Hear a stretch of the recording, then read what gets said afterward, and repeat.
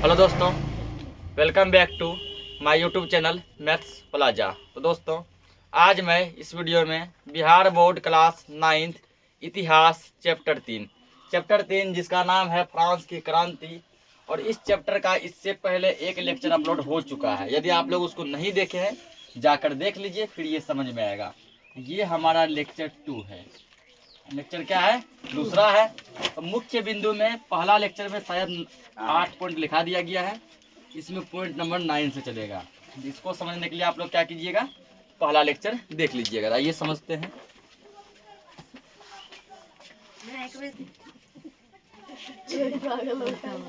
देखो, आज हम लोग इसमें क्या समझेंगे, इसका सामाजिक कारण, ठीक ना। तो हम लोग काफी जगह ऊपर समझ चुके थे।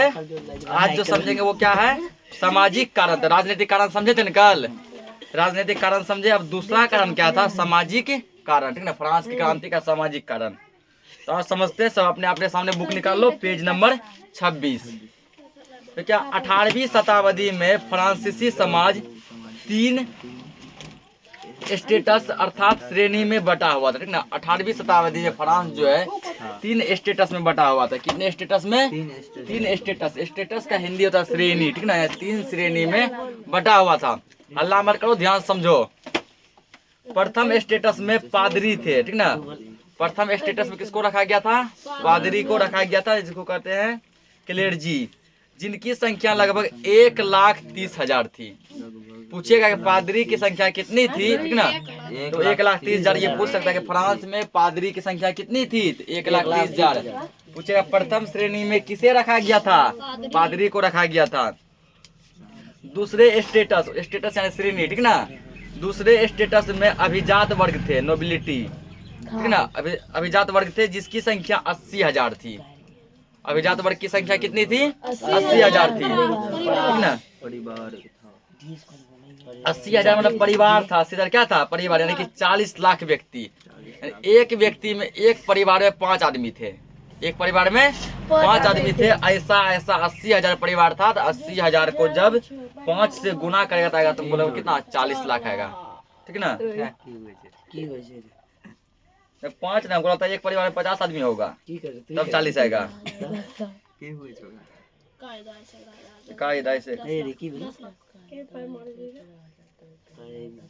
आगे देखो, ये दोनों वर्ग करों से मुक्त थे, ठीक ना।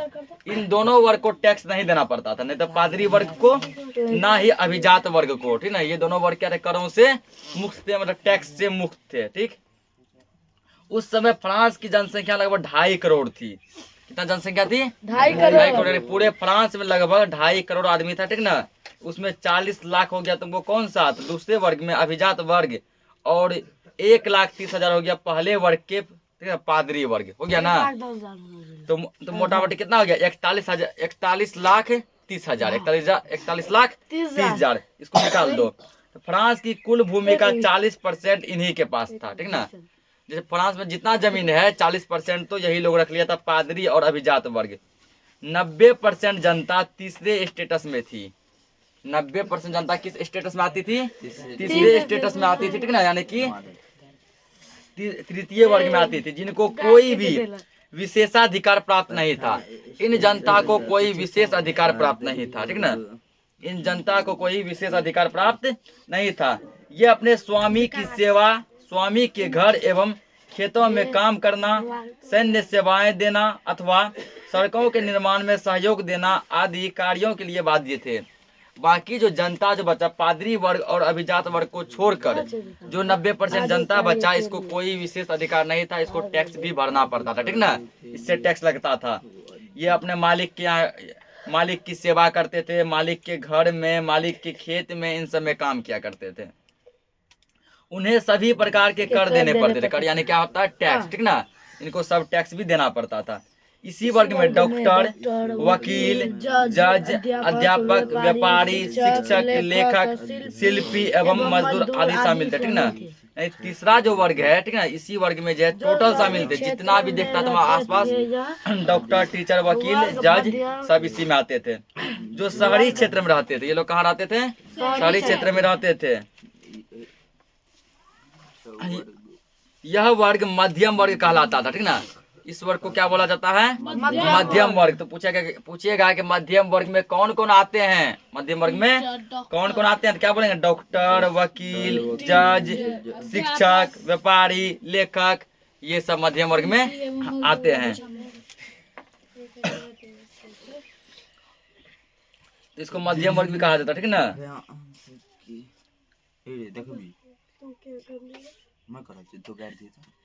अरे हल्ला मत करो।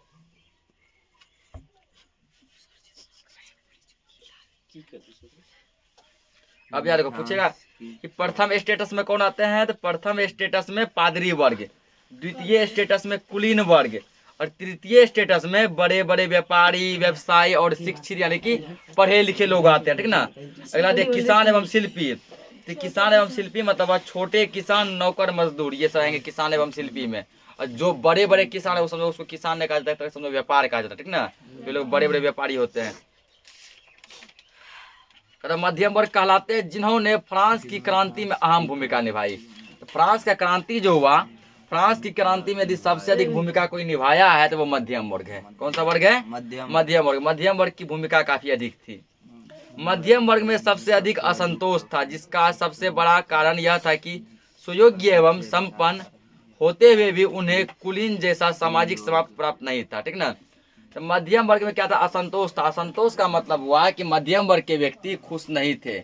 मध्यम वर्ग के व्यक्ति खुश नहीं थे। क्यों खुश नहीं थे? क्योंकि इसको कोई अधिकार था ही नहीं। बताइए, इतने पढ़े लिखे व्यक्ति, जज, वकील, ठीक ना, टीचर, अध्यापक, डॉक्टर, इतने बड़े बड़े व्यक्ति, लेकिन उसको कोई विशेष अधिकार प्राप्त नहीं था।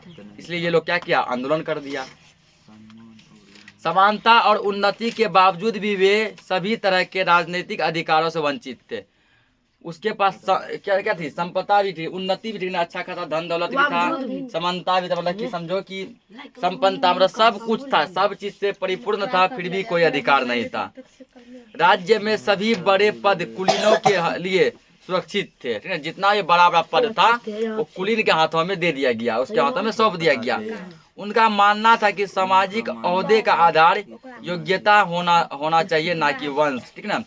यानी कि ये मध्यम वर्ग का मानना था कि समाज का आधार जो है योग्यता होना चाहिए, ना कि वंश। लेकिन पहले क्या था? वंशागीत, मतलब जिसका दादा जिसका दादा यदि कहीं शासन किया, ठीक ना, तो अब उसका बेटा शासन करेगा, पोता शासन करेगा, परपोता शासन करेगा। फ्रांस में ये नियम लागू था, ठीक। लेकिन जब मध्यम वर्ग का मानना था कि ये नियम हटा के नियम ये लागू करना चाहिए कि जो योग्य व्यक्ति है, जो जैसे अभी के समय में देखो, जो योग्य व्यक्ति है वही शासन को, पद को क्या करता है? हासिल करता है। जो योग्य नहीं है वो देखो फेल होके पिछड़ जाता है, ठीक है। अगर मध्यम वर्ग के साथ कुलीन वर्ग के लोग बहुत बुरा और असमानता के व्यवहार करते थे। कुलीन वर्ग जो यानी बड़े बड़े लोग, ऊंचे लोग, ठीक ना, वो क्या करते थे? इसमें असमानता का व्यवहार करते थे, बहुत बुरा व्यवहार करते थे। यह बात उन्हें बहुत अपमानजनक लगती थी। तो मध्यम वर्ग के व्यक्तियों को यह बात बर्दाश्त नहीं होता, तो बहुत ही लगता था ये मेरा बेइज्जती हो रहा है। इसी वजह से फ्रांस की क्रांति का सबसे महत्वपूर्ण नारा समानता था, जिसे मध्यम वर्ग ने आगाज दिया। मध्यम वर्ग ने एक नारा दिया था कि समानता का अधिकार में सभी को एक समान रखो, सभी को एक समान रखो। फ्रांसीसी समाज में कृषकों की स्थिति तो और भी दयनीय थी। तो मध्यम वर्ग हुआ है। मध्यम वर्ग क्या? जो कि समझो कि डॉक्टर है, वकील है, जज है, ठीक ना, इसका कंडीशन ये था।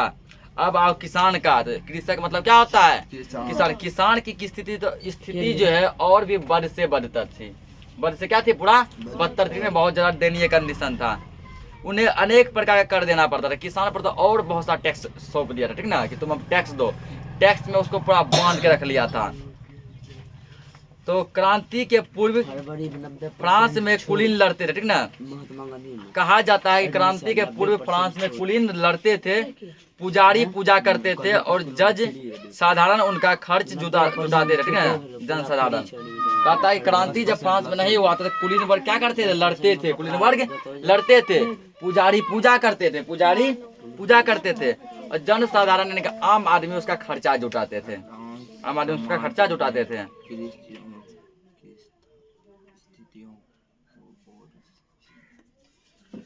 तो यहाँ पे पॉइंट लिखेंगे, फ्रांस की क्रांति के राजनीतिक कारण क्या क्या थे?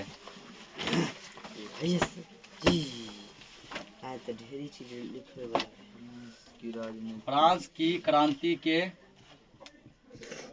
पूछेगा, देखो फ्रांस हम देखते हैं आंसर लिखा था ठीक ना, पॉइंट उसी पे बन रहा है ना। पूछेगा कि फ्रांस की क्रांति के सामाजिक कारण क्या क्या थे, फ्रांस की क्रांति के सामाजिक कारण क्या क्या थे, तो हम आंसर लिखेंगे फ्रांस की क्रांति के सामाजिक कारण निम्नलिखित थे। निम्नलिखित यानी मतलब वह नीचे लिखा हुआ ठीक ना। फ्रांस की क्रांति के सामाजिक कारण निम्नलिखित थे। हम लोग भी यही लिखेगा सर जी, ये लिखेगा। फ्रांस की क्रांति के सामाजिक कारण क्या थे, निम्नलिखित यानी नीचे लिखा हुआ है।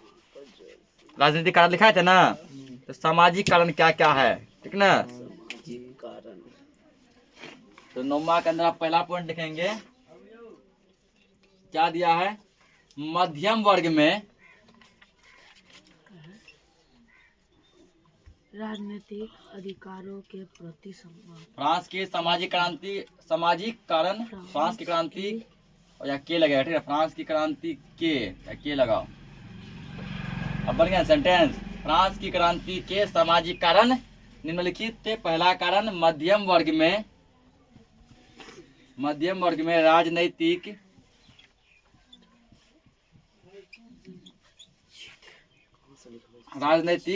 अधिकारों के प्रति। सर जी थरथरी लग गया मोबाइल को, बंद हो गया। हल्ला मत करो। अधिकारों के प्रति, अभी ठीक चल रहा है ना। अधिकारों के प्रति सजगता, पहला पॉइंट ये है। दूसरा पॉइंट सामाजिक असमानता,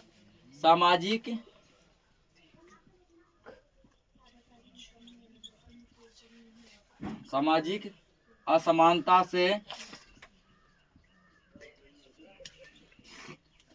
असमानता से असंतोष।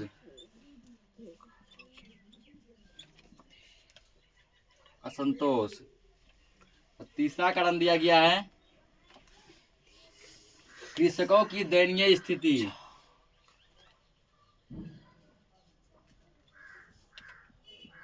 कृषकों की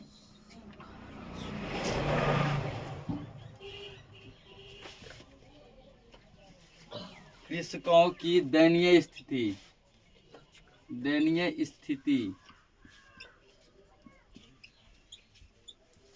तो मोटा मोटी जो है फ्रांस की क्रांति के सामाजिक कारण 3 थे ठीक ना। ये तीनों का मेन कारण पहला क्या है, मध्यम वर्ग में राजनीतिक अधिकारों के प्रति सजगता ठीक ना। कि मध्यम वर्ग जो थे जैसे डॉक्टर ठीक ना, डॉक्टर, जज, वकील, शिक्षक, उसको किसी भी प्रकार का राजनीतिक अधिकार नहीं दिया गया था ठीक।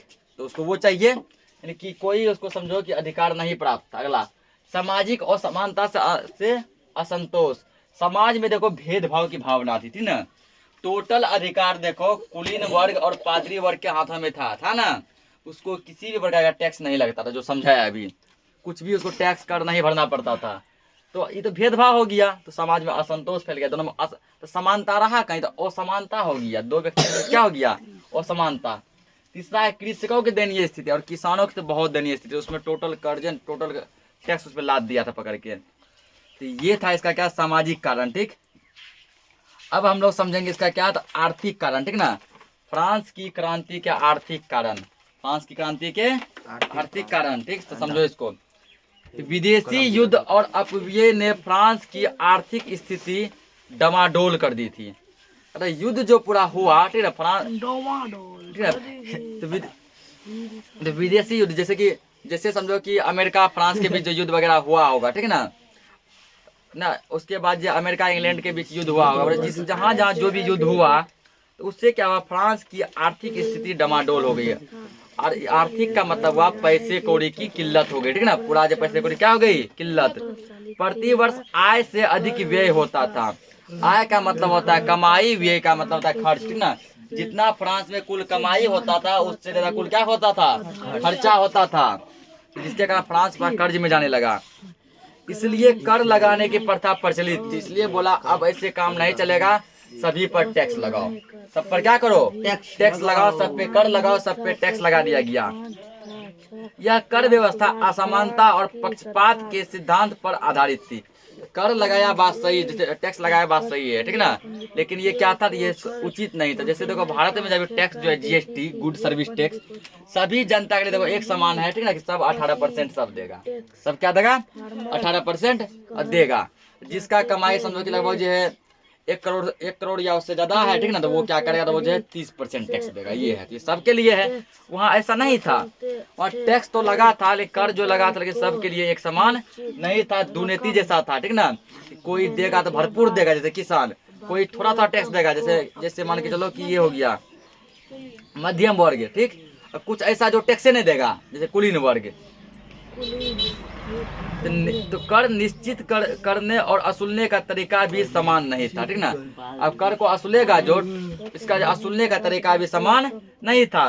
प्रत्येक 5 या 6 वर्ष बाद फ्रांस की सरकार पूंजीपतियों को कर वसूलने का ठेका देती थी, ठीक ना। फ्रांस का सरकार जो कोई पूंजीपति मतलब अच्छा खासा बिजनेसमैन को, अमीर आदमी को कर वसूलने का क्या करता था, ठेका दे देता था। एक काम करो, तुम जो है पूरे साल में हमको 1 करोड़ का टैक्स वसूल के दो, ठीक ना। ये था, मतलब वो तो तुम उसको ठेका दे दिया। अब हमको तुमसे 1 करोड़ चाहिए, मान लो बोल दिया, किसी आदमी को ठेका दे दिया, किसी बहुत बड़े बिजनेसमैन को, हमको तुमसे क्या चाहिए 1 करोड़ का चाहिए साल में। अब तुम कैसे असलो तुम जानो, बस वो भी अपना चलवा चटिया के भेजा।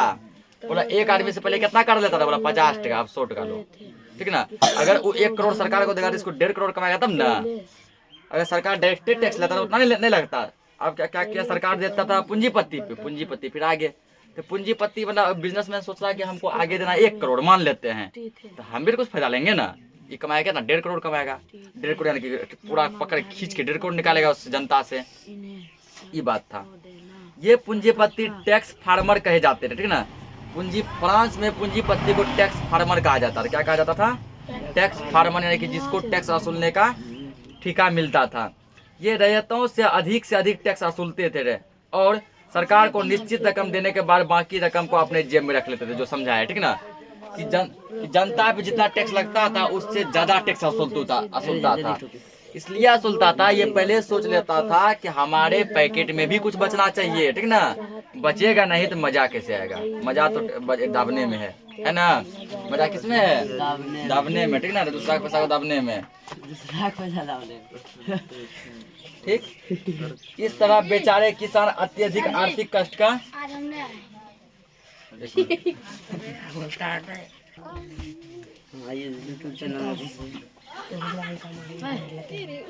तो वो क्या करता था, अधिक पैसा वसूलता था और कुछ अपने पैकेट में रखता था, ठीक है ना। क्योंकि देखो अभी के समय में प्रत्येक आदमी अपना फायदा सोचता है ना। फ्रांस के लोगों में आर्थिक असंतोष ने देश को क्रांति के कगार पर पहुंचा दिया। तो फ्रांस के सभी लोगों में आर्थिक असंतोष था। अरे हल्ला मत करो, करे सोबा छोड़ देंगे हम। फ्रांस के सभी लोगों में क्या था, आर्थिक असंतोष था, मतलब कोई आदमी जो ना एक दूसरे से खुश नहीं था। राजकोष के घाटे की भरपाई के लिए उन पर तरह तरह के कर लगाए जाते थे। यानी सरकार जो घाटा में जा रहा है, सरकार जो क्या किसमें जा रहा है, कर्ज में जा रहा है, उसका टैक्स जनता से वसूलता था। अनेक प्रकार का हेई टैक्स, हेउ टैक्स, ढेरी टैक्स लागू कर देता था। किसानों को भूमि कर टेले चुकाना पड़ता था, ठीक ना। किसान को जो है अपने ही भूमि का, अपने ही जमीन का भी टैक्स चुकाना पड़ता था, भूमि कर टेले। इसके अलावे तीथे नामक धार्मिक कर भी इन्हें चर्च को देना पड़ता था। तो धार्मिक कर यानी कि पूजा पाठ के नाम पर चर्च में तीथे नाम का कर देना पड़ता था। आगे अनेक तरह के अप्रत्यक्ष कर नमक और तंबाकू जैसी दैनिक उपभोग की वस्तुओं पर भी देना पड़ता था ना। तंबाकू में भी कर देना पड़ता था, और जो हम लोग दैनिक जीवन में जो उपयोग करते हैं खाने पीने के सामान, उसमें भी कर लगा दिया गया था। साथ ही कई भेंट, टोल टैक्स, नाराजने आदि भी सामंती कर के रूप में उन्हें देना पड़ता था। टोल टैक्स हो गया, भेंट, और भी क्या कितना टैक्स लागू था। इस तरह फ्रांस की आम जनता की आर्थिक स्थिति दिन ब दिन दयनीय होती जा रही थी। मतलब कि जनता जो दिन प्रतिदिन पूरा गरीब होता जा रहा था, ठीक ना। और जनता की स्थिति पूरा एकदम बद से बदतर होती चली गई। करों के आर्थिक बोझ के अलावे फ्रांस की आर्थिक स्थिति को दयनीय बनाने में वहां के समाज में व्याप्त बेकारी की समस्या ने भी अहम भूमिका निभाई। तो वहाँ की जनता जो थे क्या थे, बेरोजगार थे, क्या थे, उसके पास काम का अभाव था, काम कुछ नहीं था, बेचारा कमाता कुछ भी नहीं था, लेकिन टैक्स भरपूर भरता था, ठीक ना। काम धंधा था नहीं, लेकिन टैक्स पूरा भरता था। उस समय औद्योगिक क्रांति हो चुकी थी और देश में मशीनों का प्रयोग आरंभ हो चुका था, ठीक ना।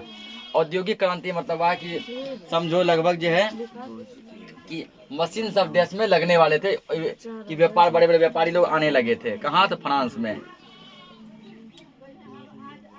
इसकी वजह से हाथ से काम करने वाले कारीगर और मजदूर, घरेलू उद्योग धंधे विनष्ट हो जाने से बेरोजगार हो गए थे। फ्रांस के जितने भी जनता थे वो सब क्या थे? हाथ से काम करने वाले थे, ठीक ना। हाथ से काम करने वाले किसान और मजदूर थे। अब बड़ा बड़ा मशीन लगने लगा, फैक्ट्री लगने लगा, व्यापारी आने लगी, तो अब हाथ से काम करने वाले कोई पूछेगा? तो हाथ से जो काम तुम निपटाएगा भर दिन में, मशीन करता है 2 घंटा में। तुम लेगा मान के चलो भर दिन में 500 टका, वो करता है 200 टका में, 2 घंटा में। तो बेचारा आप क्या हो गया? बेरोजगार हो गया। क्या हो गया? बेरोजगार हो गया, कि इसके काम को कोई पूछने नहीं लगा। इन्होंने क्रांति के समय राजा के खिलाफ क्रांतिकारियों का साथ दिया था। ये लोग क्या किया? अपने राजा का साथ नहीं देकर, जो आदमी राजा के खिलाफ आवाज उठाया था, सब किसान लोग, मजदूर लोग, उसी का साथ दिया। इसके अलावा अव्यवस्थित शासन व्यवस्था ने फ्रांस के व्यापारिक जीवन को भी पंगु बना दिया था। ठीक है, फ्रांस के व्यापारिक जीवन को कौन पंगु बना दिया? तो वहाँ की व्यापारिक जीवन। फ्रांसीसियों के जीवन में एक रूपता नहीं रहने के कारण उन्हें व्यापारिक विनिमय में कई तरह की कठिनाइयों का सामना करना पड़ता था। व्यापार के क्षेत्र में देखो, व्यापार जो है, कोई भी व्यापार हो, कोई भी बिजनेस हो, उसमें एकता खो जाता है। क्या खो जाता है? एकता। यदि तुम में एकता है, तुम अपना बिजनेस जमा लेगा। यदि तुम्हारा समाज में मेल जोल है, बिजनेस जमा लेगा। नहीं मेल जोल है, तुमको कोई नहीं पूछेगा, तुम्हारा बिजनेस नहीं चल पाएगा। तो वहाँ क्या था? एकता नहीं था। तरह तरह के प्रतिबंध, जैसे डिल्ड की पाबंदी, शहरों के व्यापार संबंधी नियम, प्रांतीय आयात कर, सामंतवादी कर इत्यादि व्यापारियों पर लगाए जाते थे। व्यापारी पर अनेक प्रकार के कर लगाए गए। इन बंधनों में जकड़े रहने के कारण व्यापार का विकास लगभग रुक गया था। तो इसी सब कर को चुकाते चुकाते व्यापारी भी अपना बेचारा डगमगा गया और उसका विकास बिल्कुल ही रुक गया, वो तरक्की नहीं करने लगा। व्यापारी चाहते थे कि देश के व्यापार को हर तरह से बंधनों से मुक्त कर दिया जाए। व्यापारी का मानना था कि देश के व्यापार को सभी बंधन से, बंधन करने का मतलब हुआ सभी प्रकार के टैक्स से मुक्त किया जाए, सभी प्रकार के टैक्स से मुक्त किया जाए। इस तरह असंतोषजनक एवं अन्यायपूर्ण वातावरण में देश का विकास अवरुद्ध होने के साथ साथ सरकार फिजूल खर्ची, जो लुई 16 एवं मेरी अंतोजनेत अपने ऐश आराम एवं भोग विलास की वस्तुओं पर करते थे, ठीक ना। इस तरह क्या हुआ? देश में असंतोष क्या हो गया? असंतोष फैल गया और कोई आदमी खुश नहीं था, क्योंकि सभी के साथ जो अन्याय हो रहा था। और सरकार पूरा जो था, राजा लुई 16 और उसकी बीवी मेरी अंतोजनेत, दोनों पूरा मजे में, पूरा ऐश आराम में पूरा खर्चा करता था। जनता का पैसा लूट के अपने ऐश आराम में, अपने ऐश आराम में कोई कमी नहीं होनी चाहिए, ठीक ना। सुना है ना कोई डायलॉग? फटी तो फटी, पर्सनैलिटी ना घटी, ठीक ना। वही, ठीक ना। तो दूसरा को बोरा में उससे मतलब नहीं है, लेकिन अपना काम बनना चाहिए, ठीक ना। तो अपना ये लोग पूरा क्या करते थे? पूरा मस्ती करते थे। ऐसी स्थिति में सरकार मित व्यायता से काम लेने की जगह कर्ज लेने और कर लगाने पर ज्यादा केंद्रित थी। मतलब कि हम लोग क्या करें? नियम से मान के चलो कि नियम तौर तरीके से होशियारी से काम ले। इसके वजह सरकार क्या करती थी? इसके वजह सरकार क्या करती थी? सब टैक्स लगा दी। अब लिखो 10वां पॉइंट यहाँ बनेगा, 10वां पॉइंट लिखो, फिर इसको आज एंड करेंगे, बाकी कल चलेगा। 10वां लिख के एंड, चैप्टर एंड होगा, लेक्चर एंड हो जाएगा आज के लिए। आज के लिए। बस इतना ही काफी है। इतना ही। इसके बाद नेक्स्ट लेक्चर में देखो, फ्रांस की क्रांति के आर्थिक कारण क्या क्या थे? तो क्या क्या थे? तो ठीक, इस टाइप का क्वेश्चन बनेगा तो हम लोग लिखेंगे। पॉइंट लिख रहे हैं ना? हाँ। पॉइंट में क्वेश्चन नहीं बनाएंगे, डायरेक्ट लिखेंगे फ्रांस की क्रांति के आर्थिक कारण निम्नलिखित थे। फ्रांस की आर्थिक कारण। क्रांति के क्रांति के आर्थिक कारण, आर्थिक, फ्रांस की क्रांति का आर्थिक कारण निम्नलिखित थे।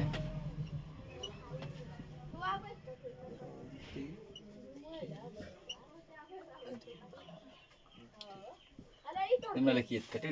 निम्नलिखित का मतलब हुआ नीचे लिखा हुआ, ठीक ना। अब जो है कुछ पॉइंट वाइज दिया है, सबको हम लोग क्या करेंगे, लिख लेंगे।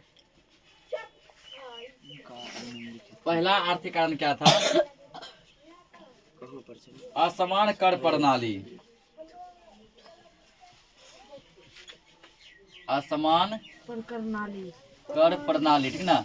मतलब सभी पर जो ना असमान तरीके से कर लगाया गया था। किसी को खूब देना पड़ता था, किसी को थोड़ा देना पड़ता था, किसी को बिल्कुल नहीं देना पड़ता था।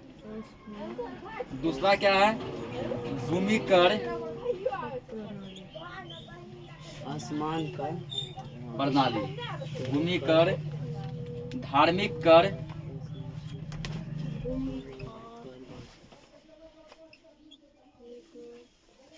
दूसरा क्या है? धार्मिक कर एवं आसमान का एवं अन्य सामंती कर का बोझ। अन्य सामंती कर का बोझ। जनता पर क्या किया गया? किसान लोग पे भूमि कर, यानी कि तुम जिस जमीन पे खेती कर रहा है उसका भी टैक्स दो। धार्मिक कर यानी पूजा पाठ के नाम पर भी कर लिया जाने लगा, और भी अन्य प्रकार का बहुत सारा टैक्स उस पे लगा दिया गया। कर मतलब क्या हुआ? टैक्स, ठीक ना। टैक्स इंग्लिश नाम है, कर हिंदी नाम है। लगा दिया बेरोजगारी की समस्या। अब वहाँ क्या हुआ? बड़ा बड़ा मशीन लगने लगा, और वहाँ के आदमी को मशीनों का नॉलेज नहीं था, ठीक ना। सब लोग हाथ से काम करते थे, जिसके कारण अब इसको कोई नहीं पूछने लगा, और बेचारे लोग क्या हो गए? बेरोजगार हो गए। बेरोजगारी की समस्या। तो चौथा पॉइंट तुम्हारा क्या है? चौथा है, ठीक ना।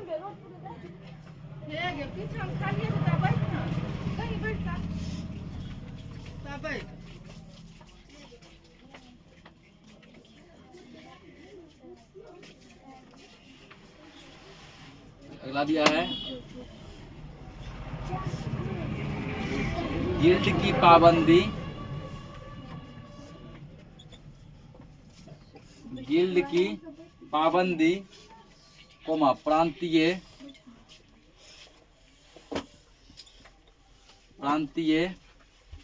आयात कर। आयात कर, ठीक।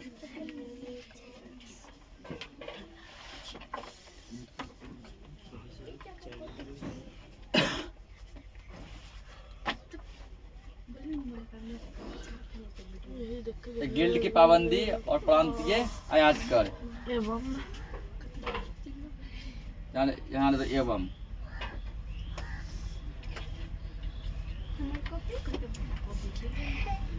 यहाँ क्या लगा दो? एवं लगा दो, ठीक ना। एवं गिल्ड की पाबंदी एवं प्रांतीय आयात कर, ठीक। पांचवा कर लिखेंगे। सामंती आयात कर से, सामंती आयात कर से, सामंती आयात कर से व्यापारियों में असंतोष।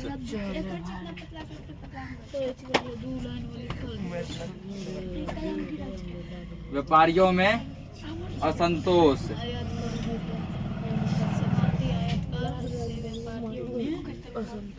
ये जो है 5 कारण थे फ्रांस की आर्थिक कारण, ठीक ना। तो आज के लिए इस लेक्चर को इतना ही रखते हैं। मिलते हैं हम लोग नेक्स्ट लेक्चर में। तब तक के लिए जय हिंद। समाप्ति आयत